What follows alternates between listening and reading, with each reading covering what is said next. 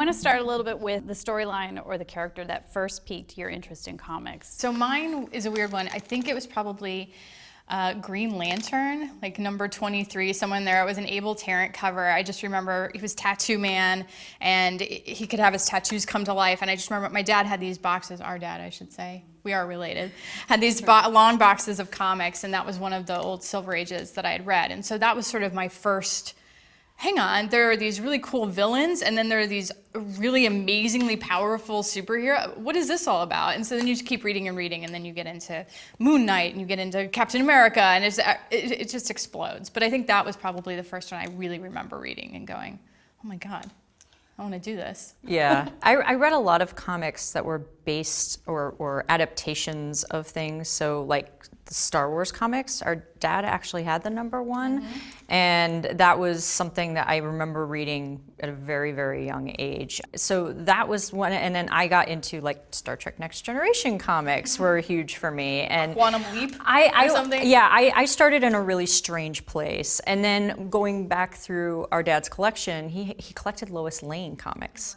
which I thought were so cool because it's like, she's not a superhero, but she's awesome. She's Lois Lane. Why wouldn't you want to read a comic book about Lois Lane? Patsy Walker, yeah, all that stuff. So your dad was really kind of your entry drug then into comics, and was he one of those dads that was, oh, hey guys, you want to see these comic books that I have? Or were you guys just interested in seeing what his habits were in terms of reading comics? Yeah, I think we sought it out. I don't think he ever even really thought about it, and I'd be like, what are these, Dad? And he'd be like, oh, those are my own comic books. You know, be careful with those. It was a lot of that, but nothing like, they're in the plastic. Read this, read this. And then our mom, I remember she worked at a hospital, and so anytime we got sick, they had a spinner rack at the hospital, and so she would give us comics from the hospital. So I would get like Strawberry Shortcake and all these weird comics that she would bring home to make us feel better. So it was a joint effort, but yeah, it was definitely our parents. So what piece of advice would you give your 10-year-old self now? I think I would tell my 10-year-old self to not be afraid, you know, to embrace who I am as a person and be all of that, and not try to hide it away, and, you know, write those things that you really feel passionate about and want to write, and read everything, because now I look back and I'm glad I spent all the time I did reading. You know, it was a little bit of a joke that I liked being punished and sent to my room, because at least there I could read my books and I was happy. But in doing all of that reading, I was exposed to the world and other worlds, and it helped me create my own worlds. And so I think I would tell myself, yeah, don't be afraid.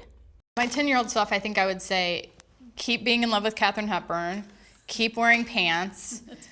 So keep doing what you're doing, Julie, because that's going to work out good for you. But also don't get afraid of the popular people and what they're going to think about. Like, I don't know why I give a crap what anyone thought if I read comic books or if I watched Doctor Who. Like, why did I care about that? Looking back, it's like, why did I bother giving two craps about that? So that's the thing I would tell myself, is just 100% be you, be 100% you. And if that changes, that's okay. You know, like, go with the flow, but like never hide what you really feel. And it's possible to find people that are like you. Yeah. I mean, it's so much easier to find people that you connect with online. You know, if you live in a small town and there's nobody else that likes the anime that you like, or whatever it is, you know, the manga that you read. I mean, you can find someone online that does, and that is the magic of the time we live in now. And it's a thing I wish I had when I was 10 years old. You know, I had to seek out pen pals in the back of fanzines, you know, to find people, and, you know, send letters every 2 weeks back and forth. You know, that is incredibly slow for building friendship, let me tell you.